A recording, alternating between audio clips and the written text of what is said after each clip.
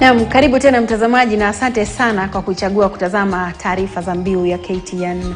Mwenyekiti wa Baraza la Magavana kuhusu elimu Dr. Eric Mutai ametoa wito wa kuondolewa kwa mfumo wa elimu ya umilisi CBC na badala yake kurejelea mfumo wa elimu wa 844. Akizungumza katika eneo bunge la Bureti, gavana huyo alihimiza kwamba hatua ya kuleta mfumo wa umilisi haina msingi kamwe.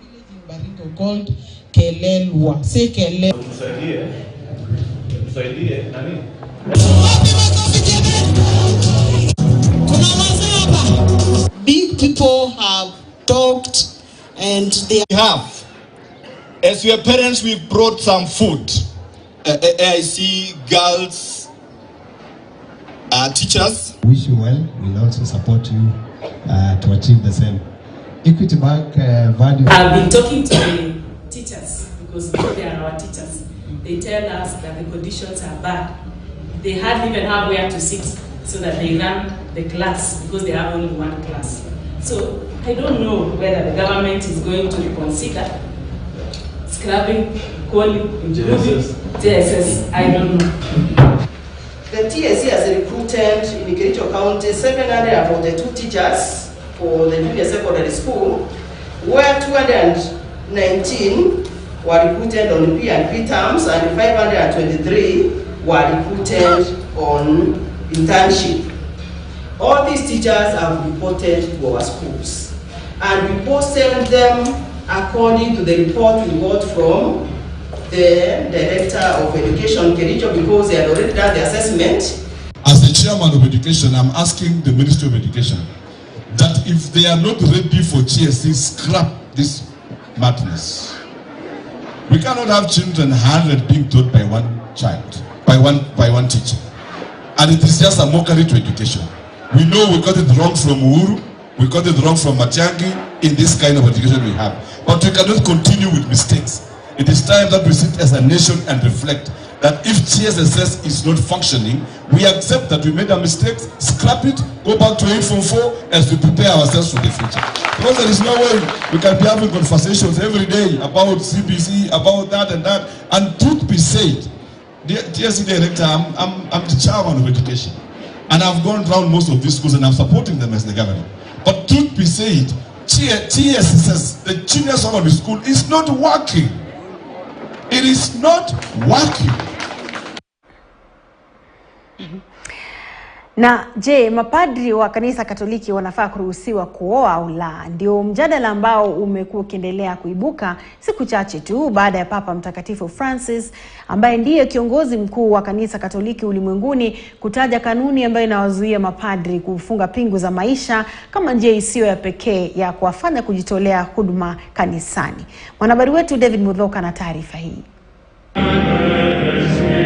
Kwa zaidi ya miaka 1000, mapadri kutoka kanisa la Katoliki wamelazimika kujiepusha na ndoa kama njia ya kuonyesha kujitolea kwao kulitumikia kanisa. Ni kanuni iliyowekwa mwaka 1123 na inatambuliwa kama kanuni ya 277 kwenye sheria za mapadri wa kanisa la Katoliki. Hata hivyo, sheria hiyo iliyodumu kwa zaidi ya milenia na kuwa mwongozo wa papa watakatifu zaidi ya 200 huenda ikachunguzwa upya na Papa Mtakatifu wa sasa, Papa Francis. Kwenye mahojiano na shirika la habari la Infobe kule Marekani, Papa Mtakatifu Francis alitaja kanuni ya mapadri kuzuiwa kufunga pingu za maisha kama njia isiyo ya kipekee ya kumfanya mtu kujitolea kulitumikia kanisa, pengine akiashiria kuwa muda unawadia wa kubadilisha kanuni. Katika makanisa ya Katoliki, kuwatakaza mapadri kuoa ni tiba tu ya muda. Sio kama utawaza mtu kuwa padiri kwa vile baada ya padiri kutawazwa anakuwa padiri daima. Haiwezi kubadilika apende asipende. Padri kutooa kwa upande mwingine itategemea pakubwa na uwezo wake wa kujizuia.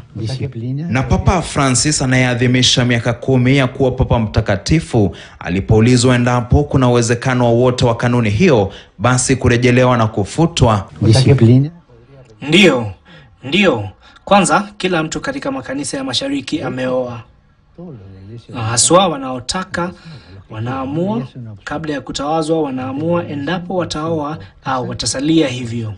Kuhusu endapo kuondolewa kwa sheria hiyo kutaongeza idadi ya watu wanaotaka kuwa mapadri, sidhani. Si katika makanisa ya mashariki kuna makasisi walio kwenye ndoa? Makanisa yote hayo. Hapa Kuria tuna padri mmoja niliyepatana naye, ana mke na ana watoto, na huwa wanakuja hapa. Miaka 4 iliyopita Papa Francis alizungumzia tena swala hili la mapadri na kuzuiwa kuoa, akisema ilikuwa zawadi kwa kanisa la Katoliki na kupinga vikali kuruhusiwa kwa mapadri kuoa kabla ya kutawazwa endapo wanataka. Mjadala huu umeibuka tena huku tayari makanisa ya Ujerumani yakitaka kanuni hii kutupiliwa mbali miongoni mwa kanuni zingine na mikakati mingine ya Kikatoliki. Kanuni hiyo iliyofanywa rasmi mwaka 1983 na Papa Mtakatifu John Paul ni miongoni mwa kanuni 1752 kwenye sheria ya Katoliki. Kanuni hizo zinaweza kubadilishwa ila tu na Papa. Je, kanuni hiyo inayojulikana na Wakatoliki bilioni 1.3 duniani itabadilishwa baada ya zaidi ya miaka 1000? David Muthoka, KTN News, Nairobi. Na mtazamaji, bila shaka ni hoja kali mno ambayo itaibua mjadala mkali iwapo mapadri wataruhusiwa kuoa au la. Serikali imetakiwa kukamilisha miradi yote ambayo ilikwama kabla ya kuanza ufadhili wa miradi mipya. Kamati ya bunge ambayo inahusiana na uwekezaji, utawala na elimu imekashifu serikali kwa hulka zake za kutofadhili miradi kikamilifu licha ya kutia saini mikataba ya makubaliano na wanakandarasi, hali ambayo baadaye huishia kuigharimu serikali gharama za ziada ambazo hazifai kamwe. Wakati huo huo, kamati ya elimu bungeni Alhamisi hii itakutana na waziri wa elimu na mkurugenzi mkuu wa baraza la mitihani nchini NEC kabla ya kuanza msururu wa vikao vya umma kwa kusudi la kupokea maoni ya ushahidi kuhusiana na madai ya wizi na udanganyifu kwenye mtihani wa kitaifa wa mwaka 2022. Shadrack Miti na taarifa hiyo. Then you have no capacity, then we have no business being with you. Majibizano kwenye kamati ya bunge kuhusu uwekezaji wa umma, utawala na elimu kati ya wanachama wake na mwanakandarasi kwenye ujenzi wa jumba hili linalostahili kuwa kituo kikuu cha rasilimali, yani Resource Center, katika taasisi ya kubuni na kukuza mitaala nchini KICD, ni ishara ya ugumu unaoikabili miradi ya serikali iliyocheleweshwa kutokana na ukosefu wa fedha. Kamati ya bunge inayoongozwa na mbunge wa Bumula Wanami Wamboka inasema hali hii inazidi kuitia serikali kwenye gharama za ziada. We were concerned about a building that has taken over 10 years and continues to eat government's money. It's supposed to be 6 phases, and phase 1 is not even, it's almost at just 60%. The government should allocate at least the required amount of money to complete the project, because 10 years down the line, the cost of materials have changed. And I think in the future procurement decisions, we need to consider capable vendors or capable contractors who will pick up the project from the beginning to the end. Na sasa kamati hiyo imeitaka serikali kutoa mgao zaidi wa fedha ili kukamilisha ujenzi wa kituo hiki cha rasilimali cha KICD. We also want to make recommendations to the House so that a few things are done. We want it completed. We want it to completion so that government must realize the value for money. Nayo hazina kuu ya taifa imetakiwa kutofadhili miradi mipya hadi pale miradi yote iliyokwama kutokana na ukosefu wa fedha itakapokamilika. Not even this project alone. Let the government complete all the stalled projects before they start any other one. Ujenzi wa kituo hiki cha rasilimali ulianza mnamo mwaka 2011 kwa gharama ya shilingi bilioni 4.7. Ila baada ya kuchelewa kwa zaidi ya miaka 10, ipo hofu kwamba gharama hiyo imepanda zaidi. Wakati huo huo, kamati ya elimu bungeni Alhamisi itakutana na waziri wa elimu na mkuu wa baraza la mitihani nchini kabla ya kuanza msururu wa mikutano kote nchini ili kukusanya maoni kuhusu madai ya wizi na udanganyifu kwenye mtihani wa taifa wa KCSE wa mwaka 2022. We want to find out how the exam was done, the processes, the marking, the award of marks, if there was cheating, how it was happening, and all that happened through the exercise. Mwenyekiti wa kamati hiyo Julius Meli anasema lengo la mikutano hiyo ni kutoa fursa kwa washikadau wote watoa mapendekezo na ushahidi kutokana na madai ya wizi na udanganyifu kwenye mitihani ya taifa. Kamati ya bunge inatarajiwa kutoa ripoti kamili baada ya uchunguzi wake katika kipindi cha mwezi mmoja. Shadrack Miti, KTN News. Na tume ya maadili na kupambana na ufisadi EACC inazichunguza kaunti 20 kwa ubadhirifu na matumizi mabaya ya mamilioni ya pesa kupitia marupurupu ya usafiri. Tume hiyo ilishtumu kaunti ambazo kwa sasa ziko chini ya uchunguzi kwa kutumia vibaya mfumo wa marupurupu ya usafiri ili kuiba pesa hizo. Tume hiyo ilishtumu kaunti kwa kugushi nyaraka, kukosa kufuata taratibu ambazo zimewekwa na kutumia mfumo wa analojia kupata pesa hizo. Ili kukabiliana na utovu huo, tume hiyo pia imetoa waraka kwa kaunti zote ikizingatia kuchukua hatua za haraka za kurekebisha jinsi ya kudhibiti marupurupu hayo. And you are responsible for approval of everything that happens.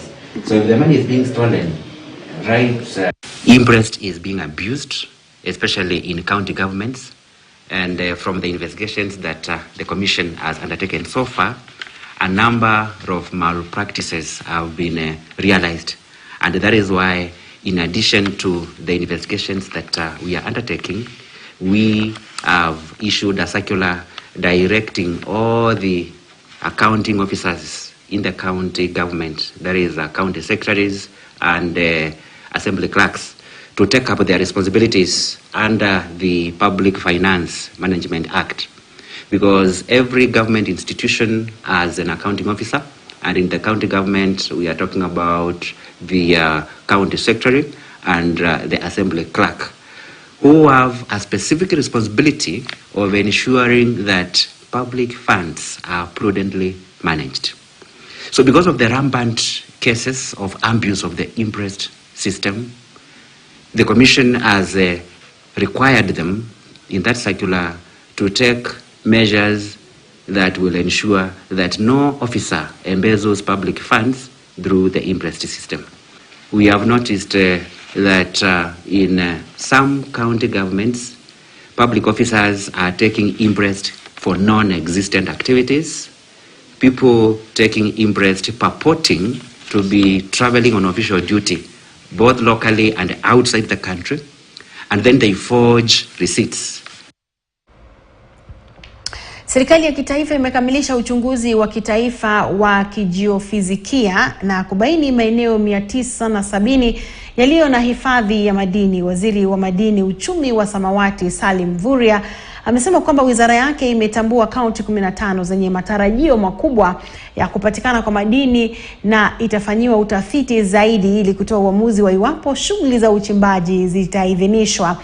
Mvurya aliyesema haya mjini Kilifi ambapo alitangaza kwamba kaunti hiyo ina hifadhi kubwa ya madini yenye thamani. Kaunti nyingine ni pamoja na Kitui, Embu, Taita Taveta, Tana River, Isiolo, Makueni, Kwale, Pokot Magharibi, Homa Bay, Turkana, Samburu, Elgeyo Marakwet, Nandi na Kericho. Haya yanajiri wakati wawekezaji wakikita kambi katika kaunti ya Kilifi kwa madini kwa biashara ya madini.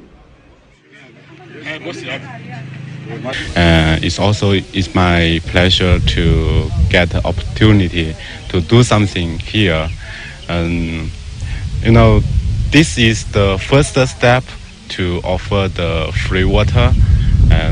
Actually, I stayed in Africa for a long time. I know we want to do something. This is also our company culture. We do not only in Kenya, we also do the same in the other countries of Africa. Kwa hivyo tashukuru kwa muda huu muradi ambao umeletwa hapa. Mimi natoa shukrani sana.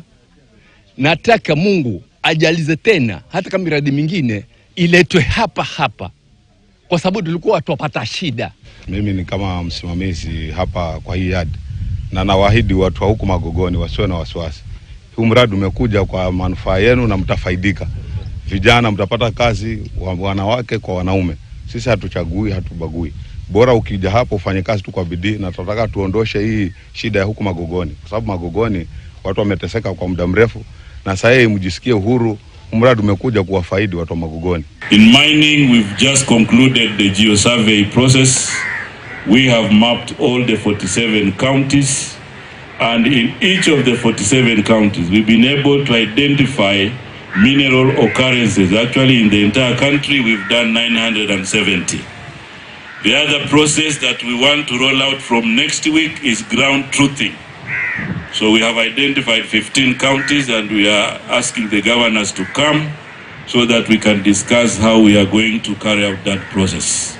We also want to inspire that particular sector by recognizing the artisanal miners who we are also putting into cooperative societies.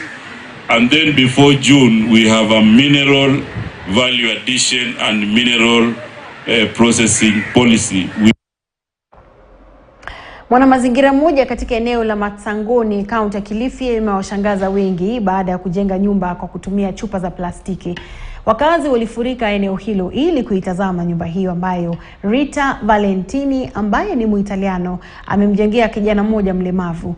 Ujenzi huo kwa kutumia chupa za plastiki umetajwa kama njia moja ya kuhifadhi mazingira.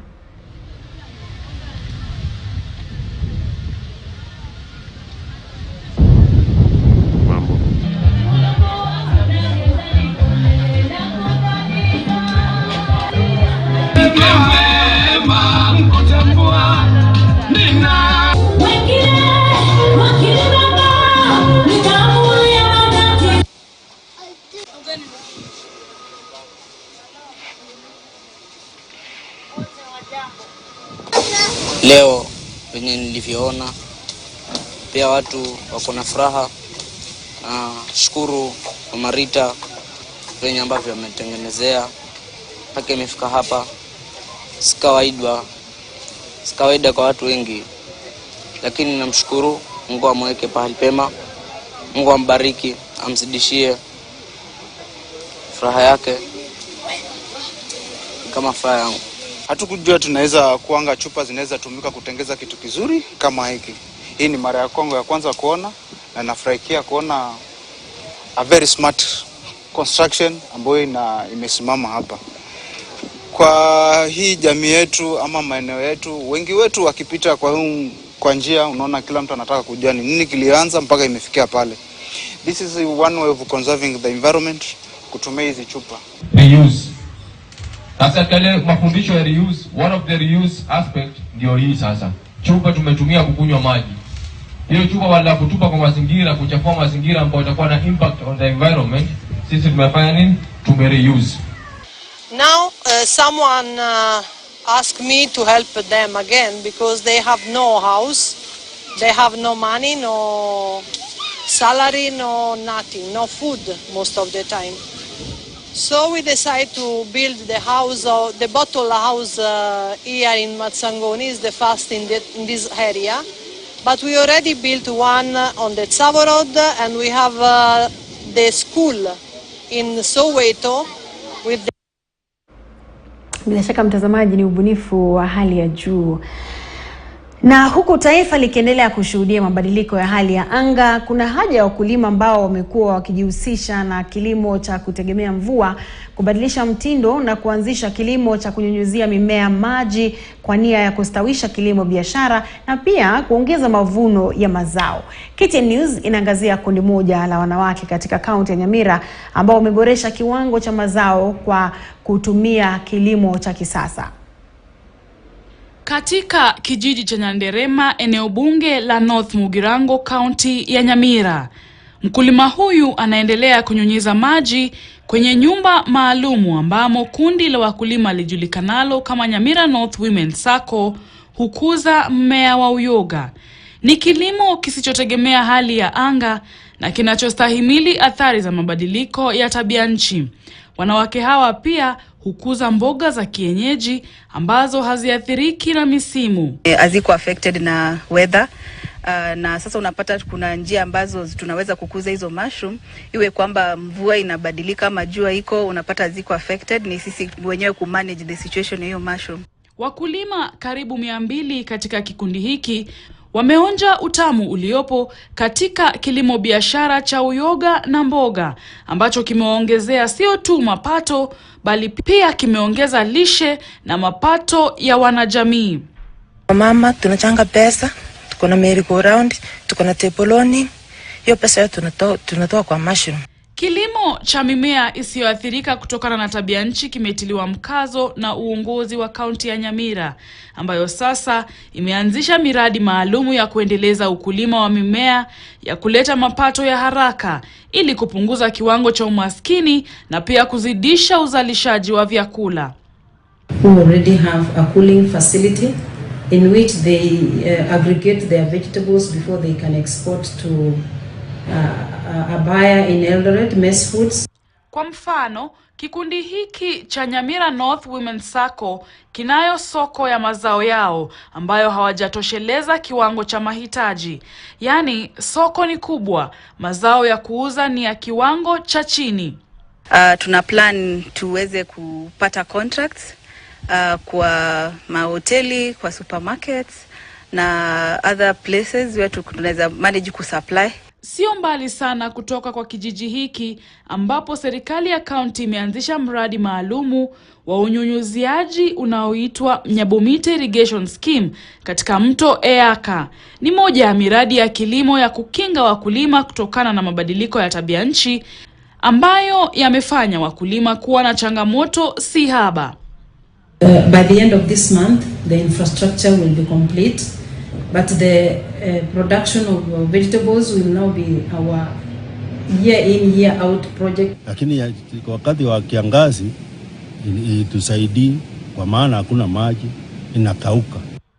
Serikali kupitia kwa wafadhili mbalimbali inaendelea kufanya jitihada za kuwezesha zaidi kilimo biashara kupitia kwa miradi hiyo ya unyunyuziaji maji.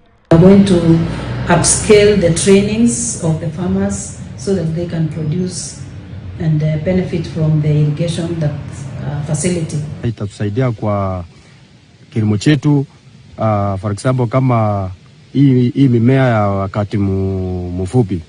Ari ya wakulima ya kuongeza mapato kwa kubadilisha mbinu za kilimo pia inaendelea kupanda kila uchao. Winfrey Owino, KTN News. Tazamaji, baada ya taarifa hiyo ya Winfrey Owino sina la ziada, na wapisha wanazilizala viwanjani. Kisha mwendo wa saa 12 utakuwa naye Cecilia Wakesho Madhuva kwenye jukwaa la KTN. Saa 1 kama ilivyoada kila siku ya Jumatano utakuwa nami naye dadangu Zubeda Koome. Tukutane saa 1 kwa taarifa za KTN leo. Mimi ni Mary Atuoli, endelea kutazama runinga ya KTN News. Kwaheri kwa sasa.